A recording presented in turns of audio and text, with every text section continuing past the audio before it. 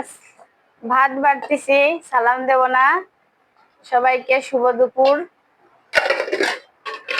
এই হচ্ছে, আজ আমি কত খিচুড়ি রান্না করছি বাবা, কয়দিন খাওয়া লাগবে।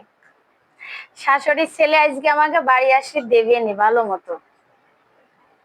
শাশুড়ির ছেলে, সরি, আমি আজকে বেশি ভাত রান্না করে ফেলেছি। স্বামীর এত হিসাব আর ভাল লাগে না। এত হিসাব করলে কি স্বামীর সংসার করা যায় বলেন দেখি? হ্যাঁ, স্বামী শুধু খুদ খুদ খুদ খুদ করে, এটা করলে কেন, ওটা করলে কেন। স্বামীর সংসার আর করা যাচ্ছে না, বুঝেছেন? এত স্বামীকে খুদ খুদ করলেই আর ভাল লাগে না।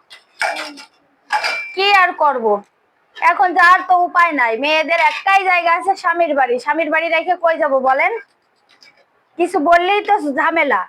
বউ ঝগড়া করে, বউ এটা করে, বউ সেটা করে, কিছু আর উপায় নাই। আমার ছেলে যে রান ছাড়া কিছু খাইতে পারে না, তার জন্য যে রান। যাই হোক, আজকে তো বাড়ি এসে হবে না। এই দেখেন এত খিচুড়ি রান্না করেছি, এই খিচুড়ি নিয়ে ঝগড়া করবে আমার সঙ্গে। সবাই দোয়া করবেন যেন আমার সাথে ভালো ব্যবহার করে, ঝগড়া না করে। আল্লাহ হাফেজ। দুপুরে এটা ছিল আয়োজন, মুরগির মাংস আর হচ্ছে খিচুড়ি। এই যে আমাদের খিচুড়ি আর মুরগির মাংস, সঙ্গে খিরে আছে। এই যে, আল্লাহ হাফেজ।